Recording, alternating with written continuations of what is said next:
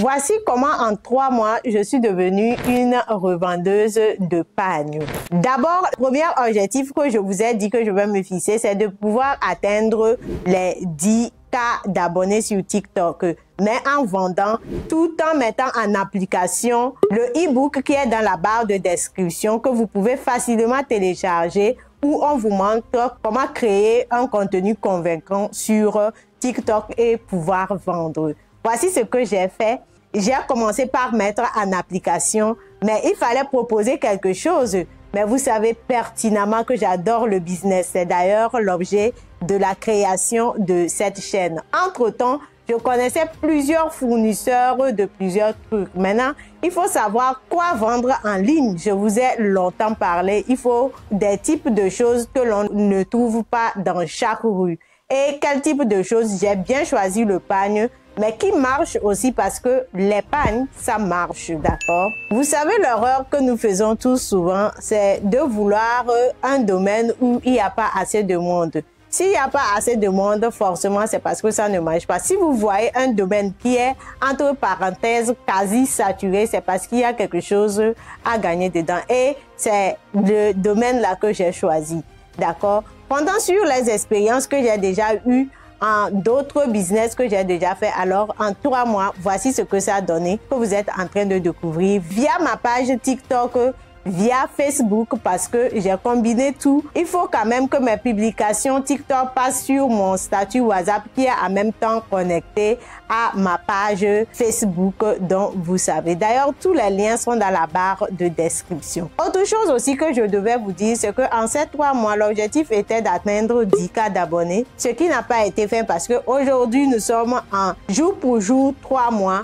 Je ne suis pas passée de 1200 abonnés à 10K comme je pensais le pouvoir, mais je suis actuellement à 6500, je crois, poussière d'abonnés. Ça veut dire que quelque part, le e-book fonctionne. Et d'abord, je n'ai pas voulu faire Madame Tout le Monde sur ce TikTok-là. Je me suis un peu réservée et j'ai cru que les méthodes marchaient jusqu'à ce que je commence par me conformer comme Madame Tout le Monde. Alors, je tournais autour de 200, 300 vues. L'important, c'est les gens que ça ramène dans votre canal ou bien sur votre WhatsApp que vous pouvez convertir facilement en client qui paye. Donc, je me sens grateful, je me sens reconnaissante de TikTok parce que quand même, ça ramène des gens qui viennent pour payer. Il faut commencer par là. J'ai aussi associé les lives TikTok que nous faisons chaque samedi.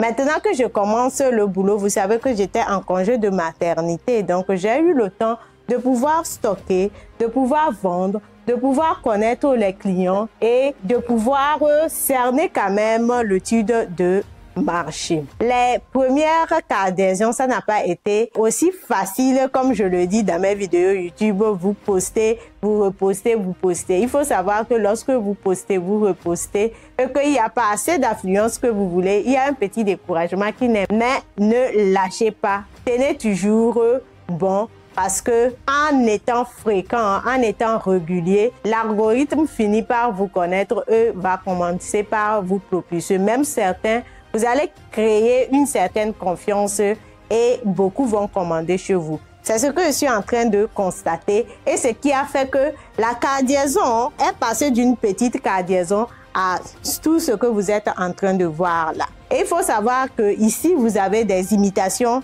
grand super. Vous avez les pagnes qui ne se dépérissent pas en termes de mode, qui ne se démodent pas, les Hollandais tout simplement. D'ailleurs, regardez-moi ceci. Le motif ABC, vos parents en ont porté, vous aussi vous voulez porter. Je sais que c'est joli, vous appréciez tout simplement. En 3, ce que vous me demandez souvent, c'est entre la boutique en ligne et une boutique physique, optez pour lequel? Alors, je vous demanderai cette question. Pourquoi croyez-vous que les boutiques physiques lancent les lives TikTok? Pourquoi, selon vous, elles le font? Eh bien, c'est évident. C'est parce que 80% de ceux qui payent sortent de la vente en ligne, tout simplement. Alors, voici pourquoi beaucoup optent pour la vente en ligne. Vous savez que c'est une vente en ligne que je suis en train de faire actuellement.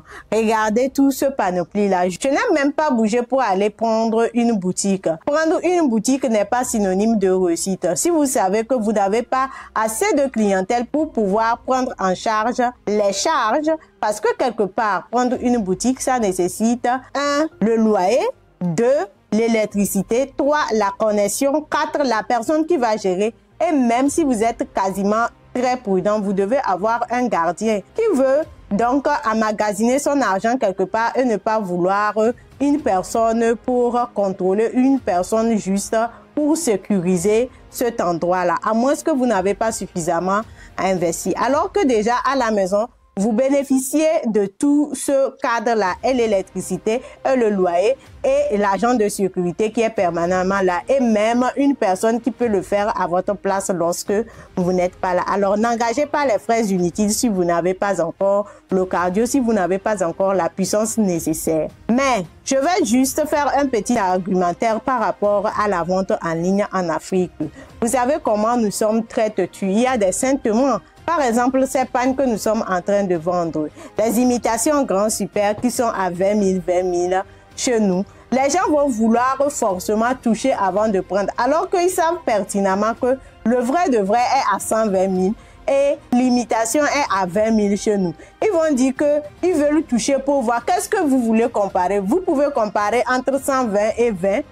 Honnêtement, disons-nous la vérité. Si le motif te plaît, vous dites seulement le motif me plaît, on vous l'envoie, mais elles veulent toujours toucher. Qu'est-ce que ça renvoie d'un peu négatif si vous n'avez pas une boutique?